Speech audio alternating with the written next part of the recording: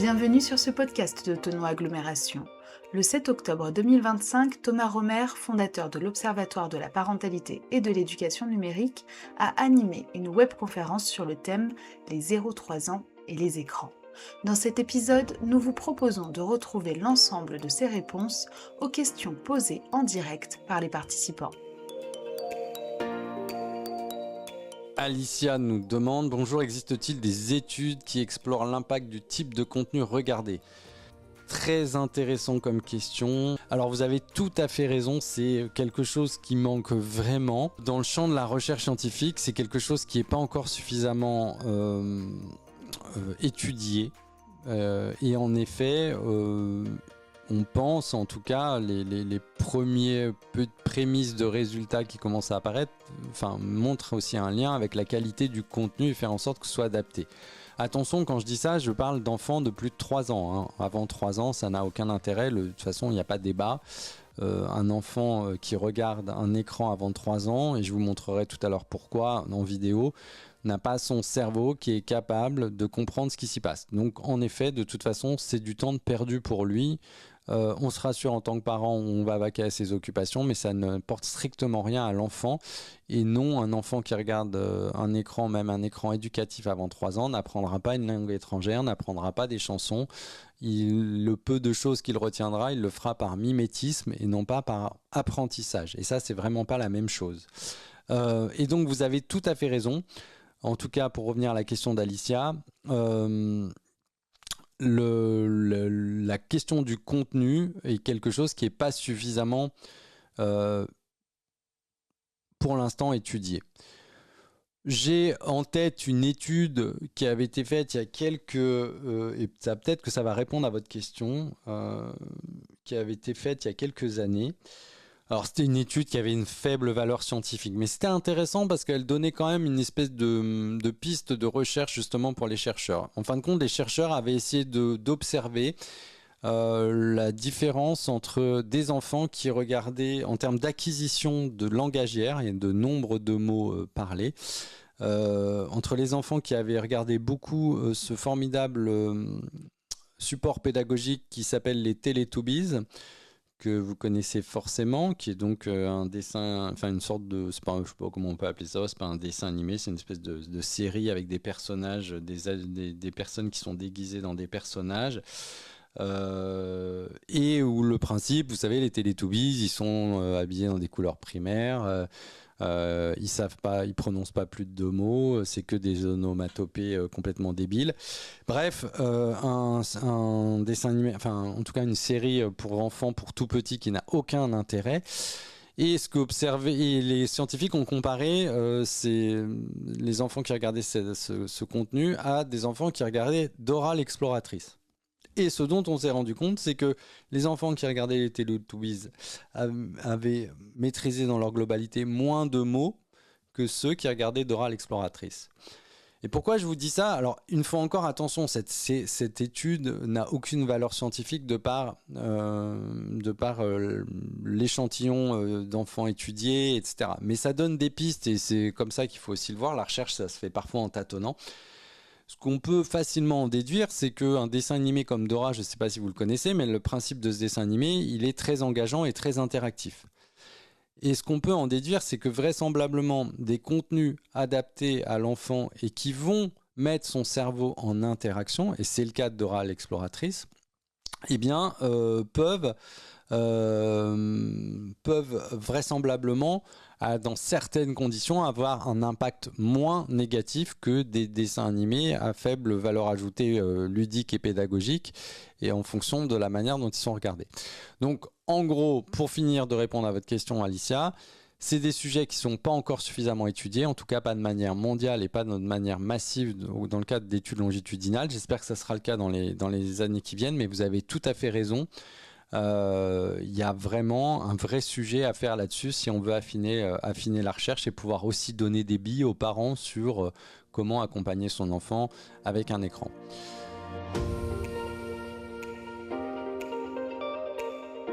La question de Marine qui nous demande comment gérer les écrans quand on a une fratrie et que la TV est dans le salon. Je ne sais pas si vous allez aimer ma réponse, mais j'ai envie en tout cas de vous retourner une question. Comment faites-vous quand vous avez un enfant en très bas âge et qu'il n'est pas forcément à même de manger la même chose que son frère ou sa sœur aînée? On s'adapte. On s'adapte et on essaie d'adapter le cadre en fonction de l'âge des enfants. Alors quand je dis ça, j'enfonce une énorme porte ouverte et je sais que c'est pas simple. Je sais que c'est même très compliqué parce que surtout que les enfants sont naturellement attirés par les images et surtout quand on a un bel écran télé qui trône dans le salon, c'est compliqué. Mais dans ce cas-là, je pense qu'il faut très clairement compartimenter les activités et expliquer à votre enfant plus jeune que là, son grand frère ou sa grande sœur est en train de regarder un dessin animé ou un contenu qui n'est pas adapté à son âge et éventuellement lui proposer une alternative en l'emmenant faire une activité avec lui. Alors je sais que c'est plus facile à dire qu'à faire, mais il n'y a pas tellement d'autres solutions si vous voulez éviter que votre enfant plus junior, plus petit, ne soit pas exposé à des contenus inadaptés à son âge.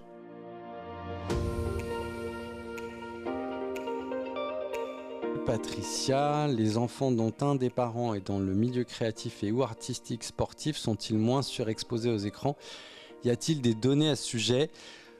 Certainement, mais je ne les ai pas en tête. Il est évident que de toute façon, dans le cadre de ce qu'on appelle on va dire la technoférence, c'est-à-dire le fait que les enfants sont parfois pollués par les propres comportements de leurs parents ultra connectés et ultra utilisateurs d'écran.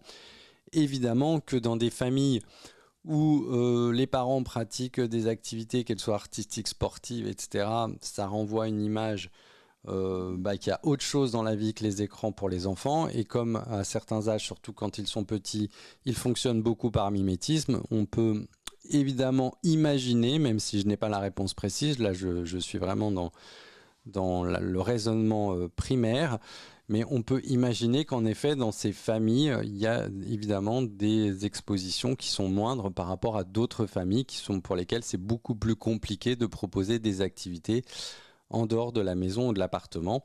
Et on voit, quand je dis ça, une fois encore, les biais socio-économiques qui sont assez prégnants, au même titre que vous vous doutez bien que pendant le Covid et pendant les différents confinements, le taux d'exposition aux écrans n'a pas été le même entre les enfants qui vivaient en ville et ceux qui avaient la chance de vivre à côté de Thonon-les-Bains, par exemple. Voilà, donc ça c'est évidemment très différent d'une famille à l'autre.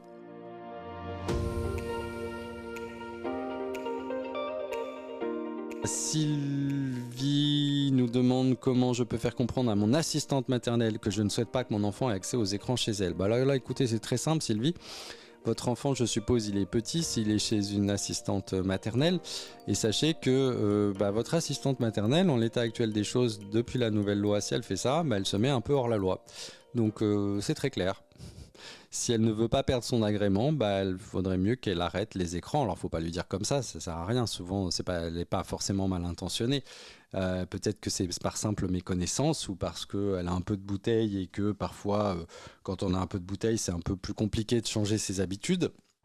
Mais en tout cas, vous pouvez lui dire avec gentillesse que aujourd'hui, les préconisations actuelles en France sont pas d'écran avant 3 ans et que cela concerne également tous les personnels qui accompagnent les jeunes enfants entre 0 et 3 ans qui doivent s'en tenir à ces directives. Et voilà, en lui disant gentiment les choses, normalement ça devrait bien se passer.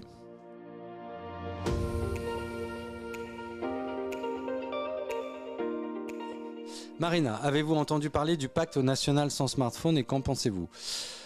Alors je sais pas si on parle de la même chose. Je sais que des parents se mobilisent autour, il y a même des groupes Facebook autour de parents tous unis contre le smartphone, etc. Je vous avoue que je suis pas très fan de ce genre de choses. Pourquoi? Parce que déjà, vous l'avez compris à travers ce que je viens de vous montrer, c'est souvent moins l'outil que la manière dont tu l'utilises qui est le problème. Et que je trouve que de stigmatiser les outils, même s'il y a évidemment des choses à dire, mais plus sur notamment du côté des réseaux sociaux, donc ça concerne les plus grands. Mais en tout cas, le smartphone, à partir du moment où il l'utilise de manière adéquate et appropriée, déjà en tant qu'adulte ou avec son enfant, c'est pas un outil nocif. Tout dépend ce que l'on en fait. Et donc je trouve que c'est manifestation un petit peu de l'ordre de l'idolâtrie qui consisterait à se rassembler pour s'opposer à une avancée technologique. Bon, ça ressemble un peu à des Don Quichotte bien intentionnés, mais quelque part, est-ce que ça va vraiment faire bouger les lignes? Je ne pense pas. Je pense qu'on dévie le problème. Et en faisant ça, moi, si vous voulez, ce qui me dérange, c'est que quelque part, c'est un aveu de déresponsabilisation des adultes. N'oublions pas, avec ce qu'on s'est dit en début de webinaire, que les enfants qui sont équipés, c'est bien un moment que des adultes l'ont choisi. Les jouets, les imitations de jouets, c'est pas les enfants qui les réclament, c'est les adultes qui les proposent. Le fait de mettre un enfant devant un dessin animé, un enfant qui sort du ventre de maman, il sort pas en disant bonjour, je voudrais regarder Peppa Pig, s'il te plaît, papa, maman, ça n'existe pas. Donc il y a un moment, il faut aussi nous autres que nous sachions résister à nos propres pulsions numériques, si j'ose dire, pour et ne pas se tromper d'enjeu avant de. Ça ne reste que des outils, une fois encore. Donc apprenons à les utiliser, apprenons à les utiliser avec nos enfants. Respectons les préconisations qui sont faites au niveau santé publique, mais aussi réfléchissons collectivement à comment offrir des alternatives aux écrans pour nos enfants. Et ça, c'est vrai que c'est plus facile, moins fatigant quand on a une semaine de travail dans les pattes et qu'on va rentrer en plein hiver et qu'il va faire nuit tôt et qu'il va faire pas beau. C'est plus facile d'aller sur Netflix que de mettre un anorak, des bottes et d'aller courir dehors. Ça, j'en conviens. Pour autant, pour les enfants, surtout en bas âge, l'enjeu est vraiment là et extrêmement important.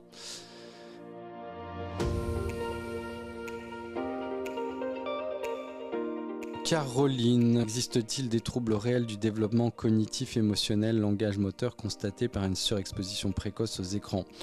En fait, ce que montrent les dernières études, mais avec un effet plutôt de corrélation et sans causalité, c'est qu'il y a un rapport dose-effet qui est important. Je m'explique. En gros, ce que l'on sait, c'est que des enfants qui ont une réelle surexposition. Alors surexposition au niveau médical et scientifique, c'est au-delà de 3-4 heures par jour, qui ont ce type de malchance en fait, disons les choses clairement, évidemment sont des enfants qui risquent de présenter des troubles du langage, des troubles à pouvoir gérer les émotions, mais qui peuvent être liés aussi un petit dessin animé qui aurait été pas bien décrypté ou accompagné par papa et maman. Je prends souvent l'exemple du Roi Lion. L'exemple du Roi Lion, on connaît toutes et tous dans notre entourage des enfants de 3 ans qui ont déjà vu une quinzaine ou une vingtaine de fois le Roi Lion et pour lesquels ça se passe pas trop mal. Et d'autres enfants qui vont le regarder une seule fois à l'âge de 6-7 ans et qui vont faire des cauchemars pendant 3 semaines. Faut pas oublier, on n'en a pas suffisamment parlé, mis à part la question qui nous avait été posée tout à l'heure, pas oublier l'impact des contenus également. Et que derrière les contenus, un contenu non adapté à la maturité émotionnelle et affective de l'enfant peut aussi occasionner beaucoup de dégâts et occasionner des traumatismes. D'où le fait que parmi les préconisations qui sont faites aujourd'hui pour amoindrir l'effet néfaste des écrans, c'est de pouvoir développer plutôt un accompagnement des écrans avec les enfants, en tenant compte des préconisations d'âge, une fois encore, et en tenant compte des contenus pour faire en sorte qu'ils soient adaptés. Mais ça, si on ne s'assoit pas à côté de son enfant pour regarder un dessin animé avec lui, on ne sait pas ce qu'il est capable de regarder ou pas. Et donc ça, une fois encore, ça nécessite un effort, mais c'est extrêmement important de développer des temps d'écran partagés plutôt que d'utiliser des écrans comme des babysitters, parce que ça n'a absolument pas le même impact déjà sur le développement des enfants à partir de après 3 ans. Et surtout, ça présente aussi l'intérêt pour les parents de pouvoir avoir conscience de cette maturité émotionnelle et affective qui est évidemment, par essence même, différente d'un enfant à l'autre.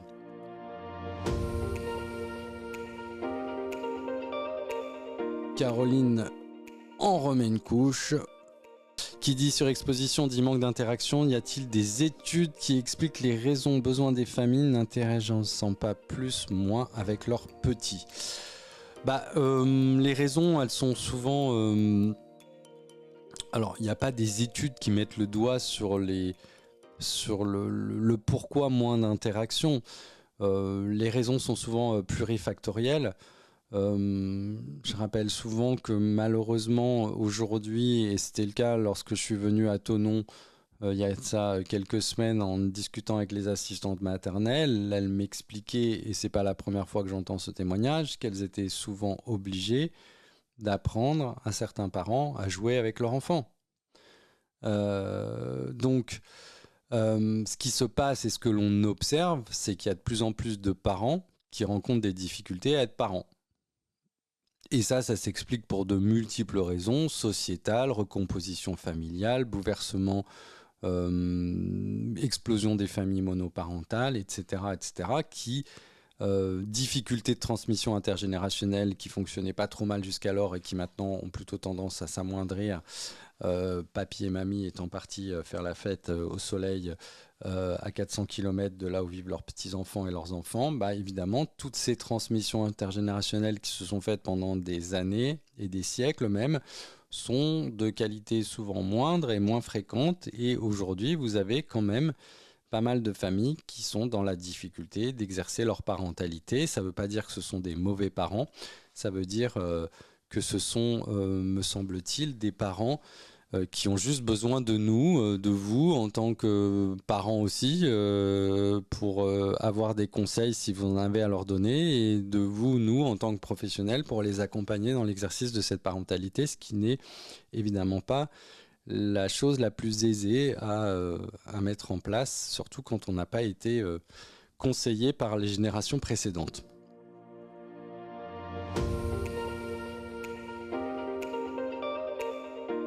J'ai Marie qui nous demande, vous avez parlé de la prévention des professionnels quant aux problèmes notamment de concentration dus aux écrans. Les parents sont prévenus, mais peut-on agir auprès de l'éducation nationale pour essayer de protéger nos enfants de maternelle quand on voit que dès 3 ans, ils vont à des séances de cinéma, regardent la télévision en classe, comme je cite, un outil pédagogique, et que dès 4 ans, ils apprennent à utiliser un ordinateur. Alors, Marie, là, j'entends votre préoccupation. Pour autant, attention à ne pas tout mélanger. Le cinéma, ça n'a rien à voir avec un écran de télévision où ça n'a absolument pas le même impact. Donc il ne faut pas comparer un écran de télévision ou un écran type tablette avec le cinéma. Pourquoi ? Parce que le cinéma en général on y va rarement tout seul, et que quand on n'y va pas tout seul et qu'on est accompagné d'un enseignant et de ses petits camarades, on reste globalement assez souvent en interaction avec eux, et que souvent les enseignants, après avoir emmené les enfants au cinéma, vont déconstruire les images et accompagner le décryptage du film dans une approche pédagogique. Et évidemment on n'est pas du tout dans le même impact passif que peut avoir un enfant qui va passer par exemple 5 heures par jour devant les Teletubbies en boucle avec son petit casque dans son coin parce qu'on n'a pas le temps de s'occuper de lui. Donc ça c'est absolument vraiment, il faut vraiment avoir ça en tête. Ensuite, regarder la télévision en classe, même combat. Rien à voir avec le fait de regarder une télévision tout seul. Un enfant de 4 ans qui, avec sa maîtresse, va regarder un documentaire animalier, il n'y a aucun problème parce que les enfants sont en classe, ils sont ensemble et ils vont apprendre des choses et une fois encore, les images vont être accompagnées d'un adulte et vont être décryptées et contextualisées. Donc l'enfant va avoir plutôt son cerveau qui va même être en ébullition et en interaction parce qu'il va essayer de faire le lien en permanence entre ce que la maîtresse est en train de dire et ce qu'il est en train de voir à l'écran. Donc là, je peux vous rassurer tout de suite, jamais aucun enfant n'aura de trouble quel qu'il soit en ayant regardé un documentaire animalier en classe. Donc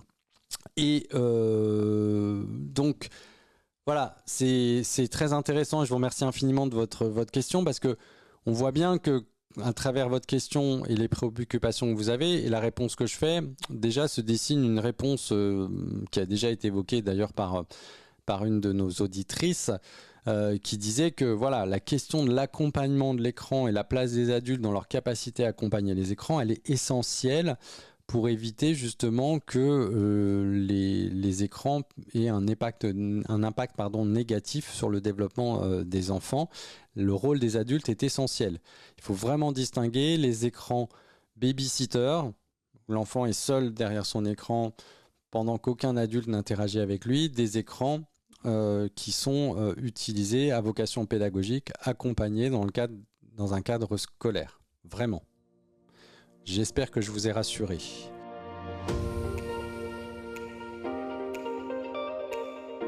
Ludovic nous demande: que pensez-vous de l'apprentissage sur des vidéoprojecteurs interactifs, voire écran numérique interactif en classe?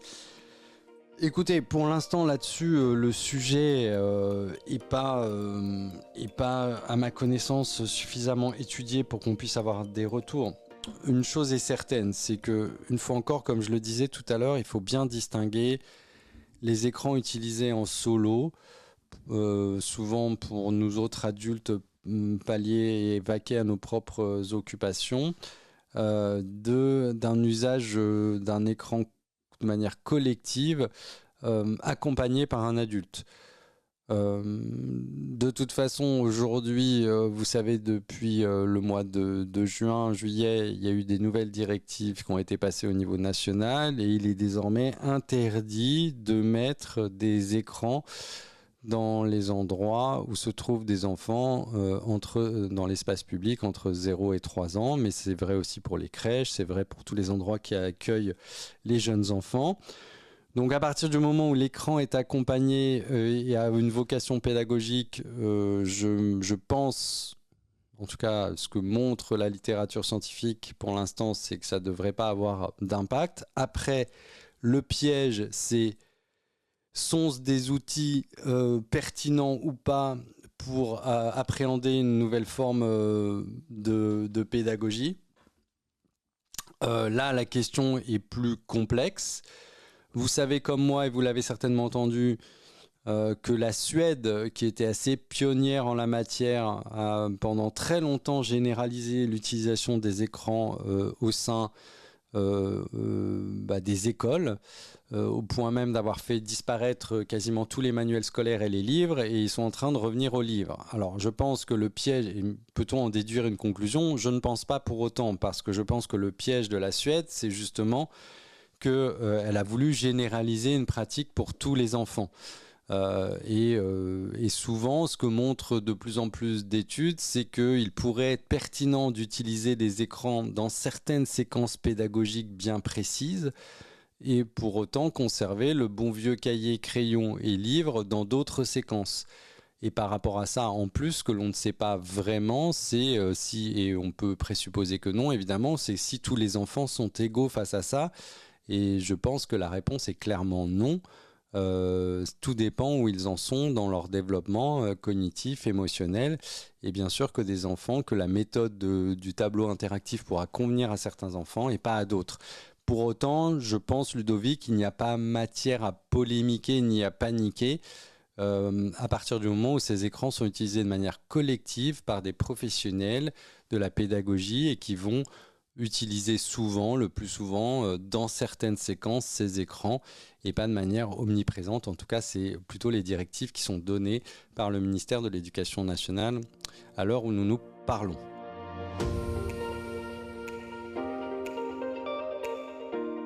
Marina nous demande: est-ce que l'Open propose des idées, conseils, pistes parcours pour les personnes intéressées à mener des programmes de sensibilisation au sein de leur communauté. Oui, on peut envisager ça. Après, je vous cache pas que c'est des sujets qui nécessitent quand même de travailler un petit peu, de savoir lire des études scientifiques, de les décrypter, et que on peut évidemment faire de la vulgarisation, mais se lancer du jour au lendemain pour aller faire de la sensibilisation en allant faire soi-même son petit marché sur Internet, souvent on risque de tomber sur un certain nombre de fausses informations ou de venir valider des idées préconçues qu'on peut avoir sur le sujet et sortir un peu de sa zone de neutralité. Et donc je vous invite, si vous souhaitez le faire, à vous rapprocher de personnes qui pourraient, et on peut en reparler ensemble si vous le souhaitez, qui pourraient vous former pour faire en sorte que vous puissiez accompagner au mieux les familles. Une fois encore, l'idée n'est pas de faire paniquer tout le monde, mais d'apporter des conseils précis et facilement déployables dans chacune des familles qui n'ont vraiment pas besoin qu'on les fasse un peu plus flipper que ce qu'elles ne le sont déjà.